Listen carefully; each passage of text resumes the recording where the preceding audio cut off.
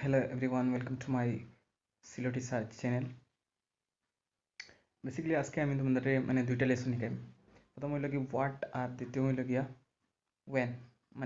What তার অর্থ হইল কি এবং তার ইউজ কিতা। হোয়াট মানে হইল কি আর ওয়েন মানে হইল গিয়া কখন, কিবা তো যখন।